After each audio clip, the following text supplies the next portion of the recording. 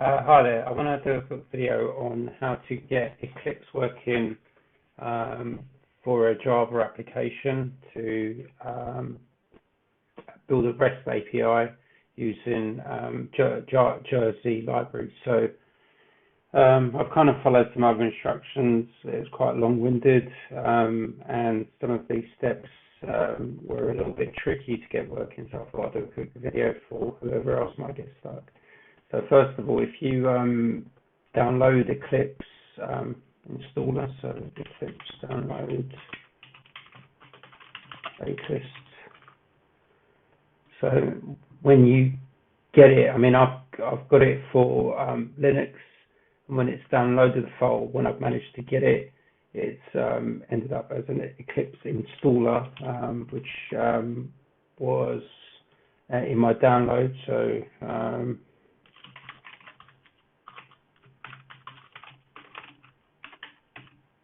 So that's what the file was, and then I've uninstalled it, or I've untarred it, and in here we have the file. So when I run it, this is what you get. And then what you want, the enterprise for Java Web. Click next, and I can't remember, but I might have selected some option to make it into advanced mode, but anyhow, I went into an option to make it advanced, and this is how it's ended up. So this is typically what you want to do. This is default. So this, pay attention to this. This is the folder in your home folder that it will create the installer for this, because I've lost path of where it was, but this is where it's going to go. And then finish. So this takes quite a while. Accept.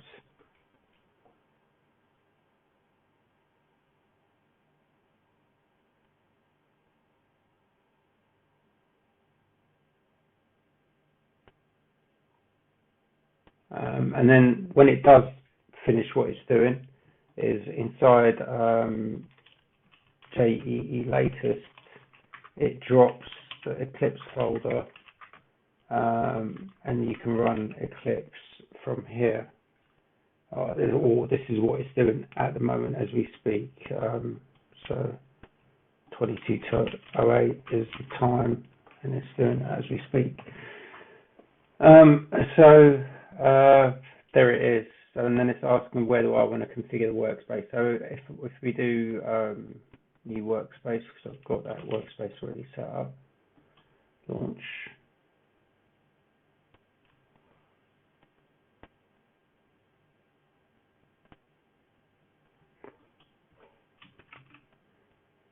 So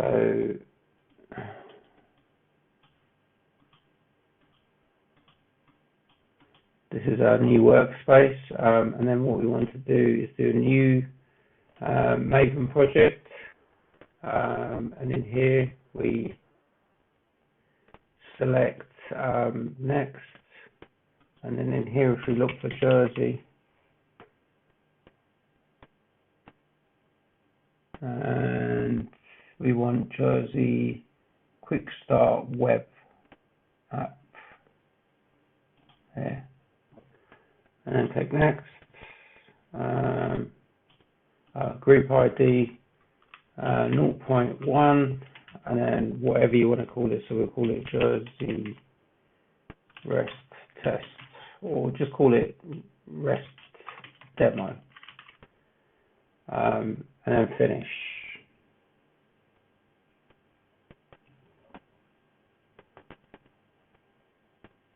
And then once it's sort of created the project, the first thing you want to update, which breaks this project if you don't update it, is this Jersey version at the bottom needs to be 1.19, I think, not 4. And what you need to do now is you need to configure your Eclipse server. So it won't have any Tomcat server. So you'll need to go onto the internet and download Tomcat. I think I downloaded Tomcat 8. And then for me, it's a Linux version. So I got something like this here, I think. But it depends on which version you're on. And then you just simply unzip the Tomcat or untar it or whatever it is, and you'll have a folder. So in my case, I've done that to a specific dev folder that I've got. So if I click here to create a server, so literally that's what you do. In here you look for Apache, and then if I extend this, Tomcat 8, and then next, browse, dev, Apache Tomcat, yeah, this one here, open, and then you can call it whatever you like, and then the workbench default JRE. So this is quite important as well, because you will have problems. I mean, I've got, if I finish this, I've got by default Java 14, but with that version of Tomcat, you will have a problem. So what I've done as well is window preferences, Java, compiler. Is it compiler? No. It's the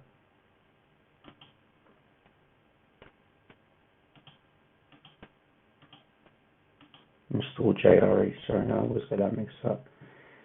Standard JVM, and then directory, and in my case is the root file system, user lib, JVM, lib, JVM,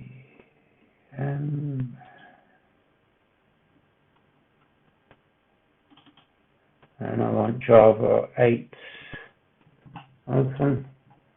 So finish and make this the default. And now, so the default of Tomcat will also now be this. So in here, sorry, web services. Is it web services? Web. So it's server. Sorry. Oh, it's not good. It's crashed or something. Terminate. So now it's crashed out of the installer, but we know where it is, so it's in here. This is our new install. Probably a Linux thing, so it's pointing to the new workspace. So now we've got Tomcat 8. We've got Java 8 configured on this project, on this REST demo. What we need to do is go into the properties of the project, and in here there's something called targeted runtimes, and you need to ensure that Apache Tomcat is set for that. So that's that part done. So there's quite a few things to do, and I think now we are kind of ready to go. So I think if I do run on server, yeah.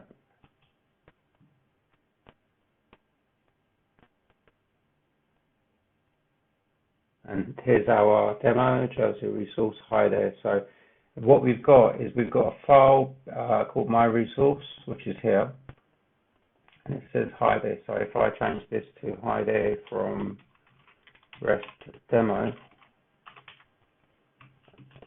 and then we can do us.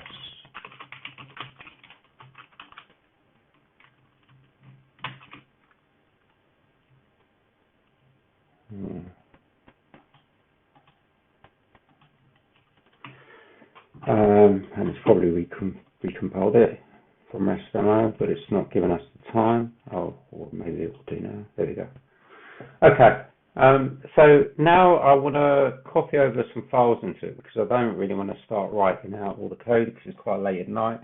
And I just want to show you how to get all this working. So we've now got a basic, it's a Jersey REST API using those libraries. And I'm just going to copy over from, what's it called? It's called,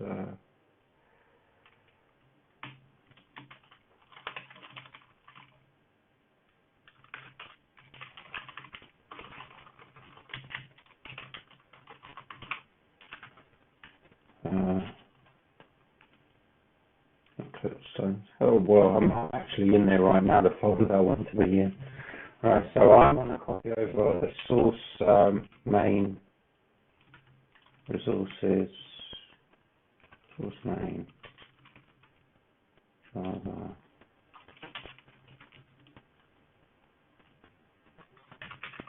book stuff.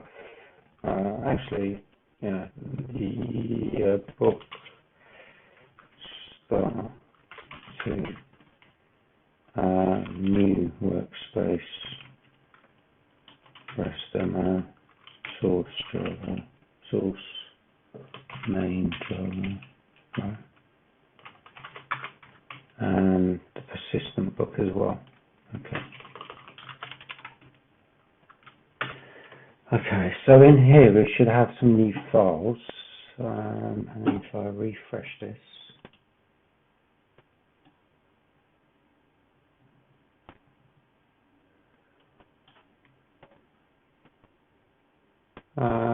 so there's going to be a problem because it's the package. So this is now REST demo.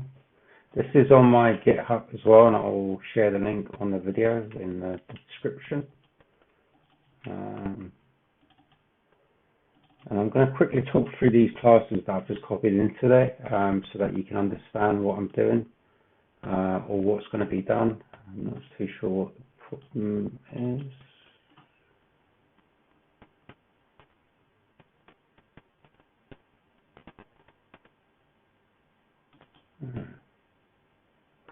Okay, so something to do with the project in 1.8.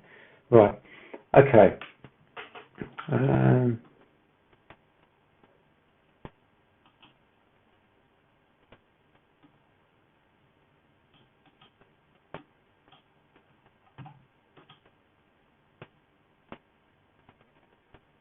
The package.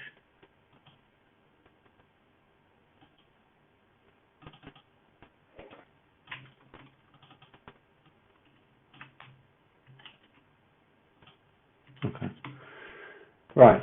So we've got the book object, which is what we will be holding some information, which is the ID, name, ISBN, and stock total. I've used, so besides this method, so all of this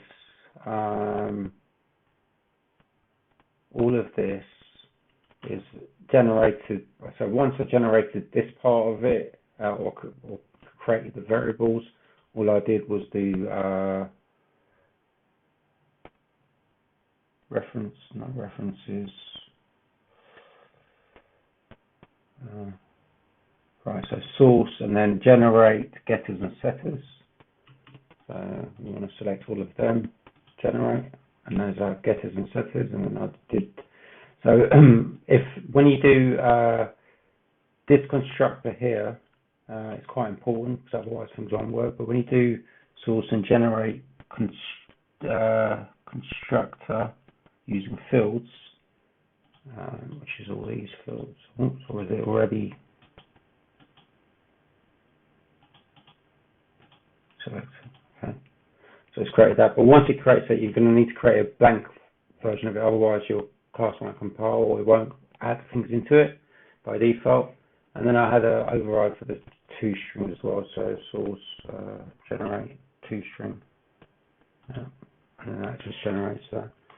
So these are stuff that Groovy does out of the box without you having to do all this. And then, so that's your book object, and then the book, we've got a book resource which goes to the book repository. Now, the book repository is where it holds the book information, but what I ended up doing is when you clicked refresh on the page, it would recreate all of this. So you had no way of persisting that information. Now, besides obviously using a database, the other way of doing it is to kind of keep it in a file that has a static definition. So before it was, if you wanted the previous way, it's to re-enable this, re-enable these two lines, re-enable this. You could disable all this and then disable the lines, enable the lines in, for each procedure, because that's what's changed. So from what it is there, where it's been commented, it goes to persistent book get books, which does exactly what that class was doing, but it's got this static books object or array list that gets initialized once the site's loaded, and then the static methods of adding means that I'm not re-initializing or reinstantiating the class, and it's just simply just adding to it. So we end up with persistent data in this manner. So that's what that does. So it goes to resource, the resource goes to persistent book, and persistent book stores what book resource is. And that's as simple as it is. And the path to it is my books. You can change it to whatever path you want. All of this is configured in here. You've got a web app, index.gsp, which is so here if I do my books. So what I want to do is change, at the moment, this, you need to change the source. It's set to web resources. So if I change this to app, for example, and then in here, this becomes app, my resource, and app, my books. And if we changed this to be my, or books resource, then that's what it would be. But at the moment, it's my books. So in the web.xml, that goes to app index. That's just a reference for us. If I stop and restart the service,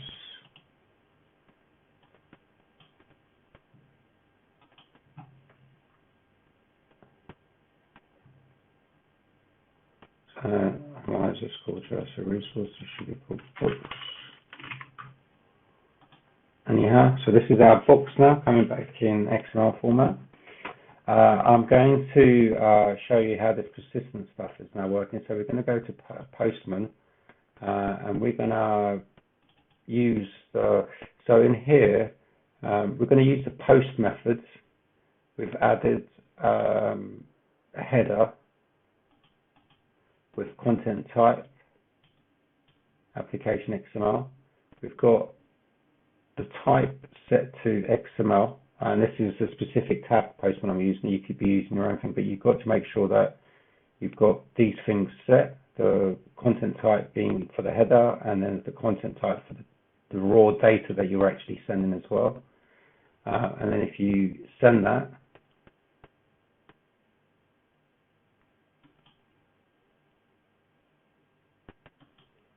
because it's not Java REST Jersey, it's this new URL. So you want to go to my books, and then if we look at book repository, book resource, when we go to post, we're doing, to create book, we do the path is book, and the method is post. So we've got the four REST methods: get, post, delete, and put to update. So if I go back to here again, we need this extra bit, send, and now over here we've got 3 books, right? And they're persistent, as if you see what I mean. Because if I refresh, they're still there.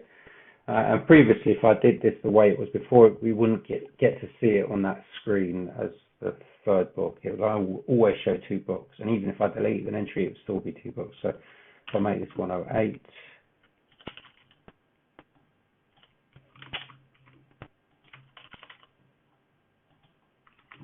Over here we should get 4 books. Now if we do my book, book, and then 108, and then do delete, send, we've got 3 books now. If I do 107, and if we do it here, so we've got 100, 101, 107, 108 previously. We've now got 3. If I do it again, but change it to 107 and send, we've got 2. We've got 2, right? And then if I do 101, and if I do put and make this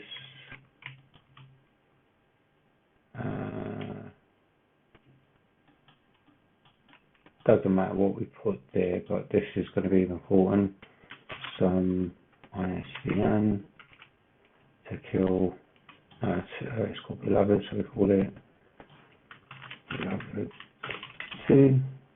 Stock total 5 and send. So that's now changed. Obviously the number's been ignored.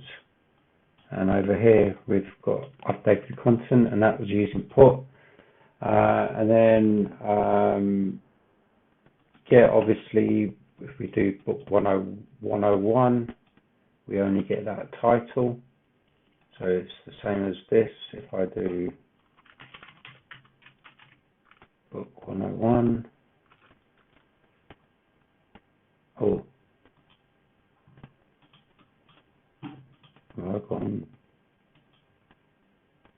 I've gone somewhere else. Yeah, so we only get to see 1. And I think that wraps up the video. So I think you've seen it all, and I will add the link to the code. So, it was a very quick video. Have a good night. Thank you. Bye-bye.